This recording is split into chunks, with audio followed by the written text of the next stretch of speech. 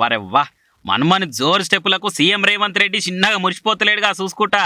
CM ఇంట్లో పెట్టిన గన్పైన నిమజ్జనం చేస్తేందుకు మంచిగా బ్యాండ్ సప్పుడు బరాత్తోని గ్రాండ్ గా తీసుకుపోతుండగా రేవంత్ సార్ మన్మడ ఇట్లా సంబూరంగా డాన్స్ చేసే వరకలా చుట్టుపొంటు ఉన్న వాళ్ళు కూడా సపోర్ట్లు కొట్టుకుంటా ఎంకరేజ్ చేసిర్రు. సీఎం మన్మడే ఆడుతుండే వరకలా ఎవ్వరు కూడా సైడ్ ఆడకుండా ఒక్కరిని మంచిగా ఎగరనిచ్చిర్రు. ఇట్లా ఇక అనే సీఎం సార్ కూడా ఉండి చూసుకుంటా ఖుషి అయ్యే వరకలా ఈ వీడియో ఇప్పుడు సోషల్ మీడియాలో మస్తు స్పీడ్ తో తిరుగుతుంది మరి.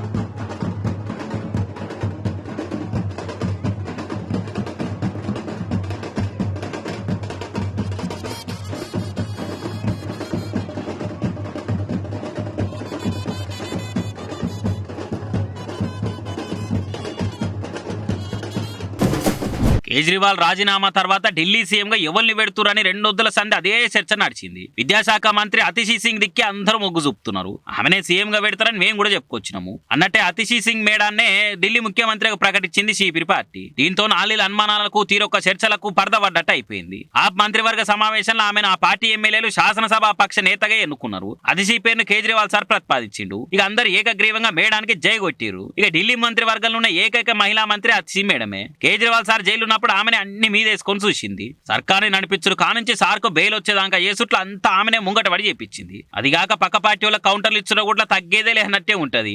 పెద్ద చదువులు చదివింది, చాలా వాటిలో పనిచేసిన అనుభవం ఉన్నది.